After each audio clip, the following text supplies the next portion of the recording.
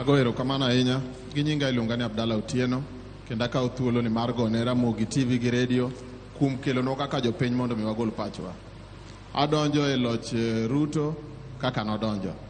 En adier ni kwang'iyo gi joma osetelo Kenya ka, onge jatelo mwasebedo godo maber maloyo Ruto.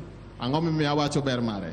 En adier ni sani kata kiwuotho e Kisumo ka, tibiro neno gorofa moko mabiro konyo nyaka joma pok onyuol e Kenya ka. Nyiso ni en ng'at ma kata ka chieng' moro wuok e telo ni, to biro weyo gik minyalo ne. To bedo ni nobedo gi chapni, emomiyo ok osedhi maber kuom maendeleo mamoko, lakini en gi lek maber. Adwa naduoge weche mag arita kwe. Aparo ni Ker Ruto en jatelo mar Kenya kata mochung' ne weche mag arita kwe mar Kenya te. To joma dwa chayo en joma ochung' ne sekta mag arita kwe monego bed ni konyo oganda kon gi kone. Yiena mondo achak mana gi loch gwenge ma piny ka, kama oting'o ruodhi marwa to gi jalupgi. An kaka ng'ama japiny, en adier ni kawuono adwa donjo wang' ruodhi mekwa to gi jolupgi.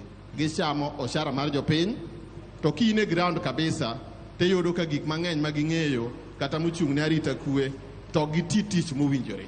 Anyalo kwayo mondo mi weche mag rido ng'ama ichulo osara mar japiny kata osuru mar japiny mondo mi oti ka en gi sinani kendo oti motegno mondo mi weche mag arita omed ridore. Adwa gone Ker Ruto erokamano kuom chulo jodongo.